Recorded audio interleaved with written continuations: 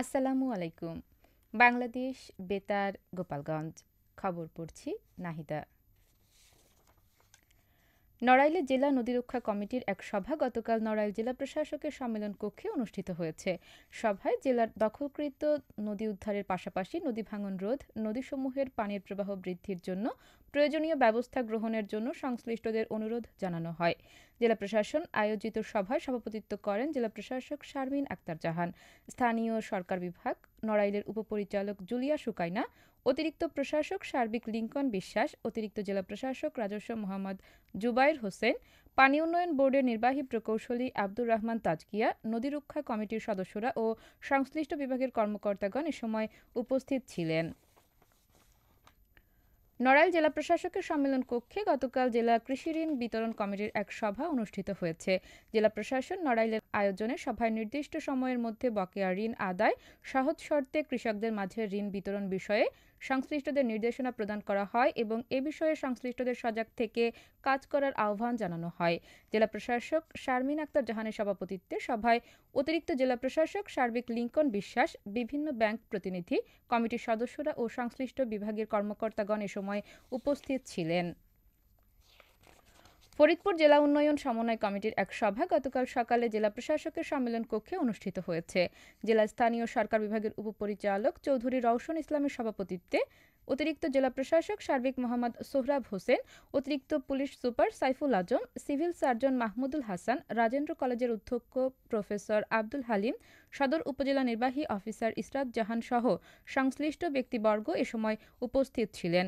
সভায় সারা দেশে করোনা ও ডেঙ্গুর প্রকোপের কথা চিন্তা করে ফরিদপুরে করোনা ও ডেঙ্গু পরীক্ষা ও চিকিৎসার প্রয়োজনীয় উদ্যোগ নেওয়া হয়েছে। এছাড়াও কৃষকদের মাঝে সার সরবরাহ, বেইলি ব্রিজ, হকার ও যানজট মুক্ত, অবৈধভাবে ধান চালের মজুদ, নিরবিচ্ছিন্ন বিদ্যুৎ সরবরাহ এবং আইনশৃঙ্খলা পরিস্থিতি নিয়ে আলোচনা ও সিদ্ধান্ত গ্রহণ করা হয়।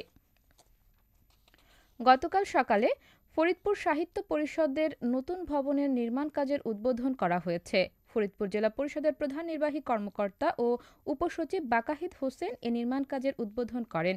এ সময় সংগঠনটির প্রতিষ্ঠাতা সভাপতি অধ্যাপক এম এ সমাদ, বর্তমান সভাপতি অধ্যাপক আলতাফ হোসেন, সম্পাদক মফিজ ইমাম মিলন, সহ সভাপতি প্রফেসর আব্দুল হামিদ মোল্লা, ফরিদপুর প্রেস ক্লাবের প্রতিষ্ঠাতা সম্পাদক চৌধুরী বদিউজ্জামান ভাদু, ফরিদপুর প্রেস ক্লাবের সাধারণ সম্পাদক আব্দুল হোসেন পিয়াল, জেলা শিল্পকলা একাডেমির সাবেক cultural officer Mohammad Alauddin, bankers অ্যাসোসিয়েশনের সভাপতি মেহেদী হাসান চৌধুরী চন্দন, প্রফেসর কাজী সোহরাবউদ্দিন, ডাক্তার মোহাম্মদ মিজানুর রহমান সহ বিভিন্ন সামাজিক ও সাংস্কৃতিক প্রতিষ্ঠানের প্রতিনিধিগণ এ সময় উপস্থিত ছিলেন।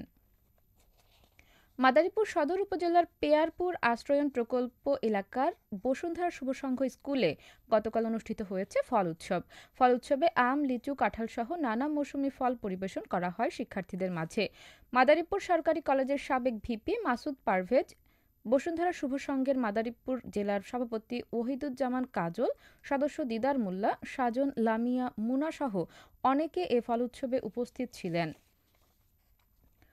ফরিদপুরের বোয়ালমারী উপজেলার শেখর গ্রামে স্ত্রীকে হত্যার দায়ে স্বামীকে ৭ বছরের সশ্রম কারাদণ্ড এবং ১০,০০০ টাকা জরিমানা, অনাদায়ে আরও ৬ মাসের কারাদণ্ডাদেশ দিয়েছে আদালত। গতকাল দুপুরে নারী ও শিশু নির্যাতন দমন ট্রাইব্যুনালের বিচারক শামীমা পারভীন এ আদেশ দেন।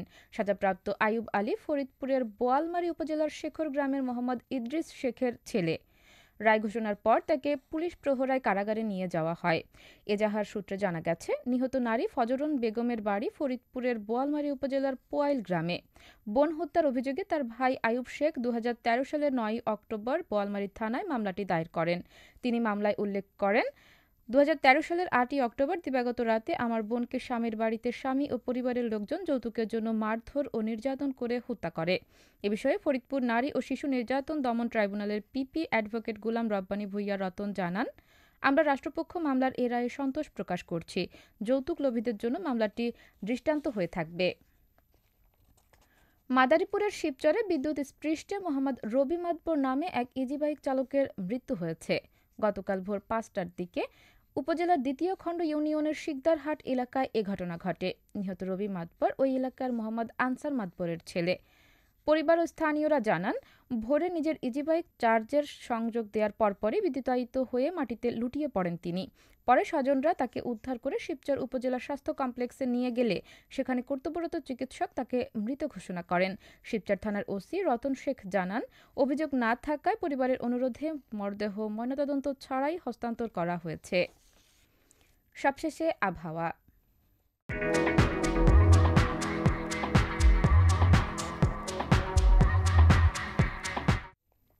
আজ বেলা ১টা পর্যন্ত দেশের অভ্যন্তরীণ নদীবন্দরসমূহের জন্য আবহাওয়ার পূর্বাভাসে বলা হয়েছে, রংপুর, রাজশাহী, পাবনা, বগুড়া, টাঙ্গাইল, ময়মনসিংহ এবং সিলেট অঞ্চলসমূহের উপর দিয়ে দক্ষিণ অথবা দক্ষিণ-পূর্ব দিক থেকে ঘন্টায় ৪৫ থেকে ৬০ কিলোমিটার বেগে অস্থায়ীভাবে দমকা অথবা ঝোড়ো হাওয়া সহ বৃষ্টি অথবা বজ্রবৃষ্টি হতে পারে। এসব এলাকার নদীবন্দরসমূহকে ১ নম্বর সতর্ক সংকেত দেখাতে বলা হয়েছে। খবর শেষ হলো। আমাদের পরবর্তী খবর প্রচারিত হবে আগামীকাল সকাল ৮টা বেজে ৩০ মিনিটে বাংলায়।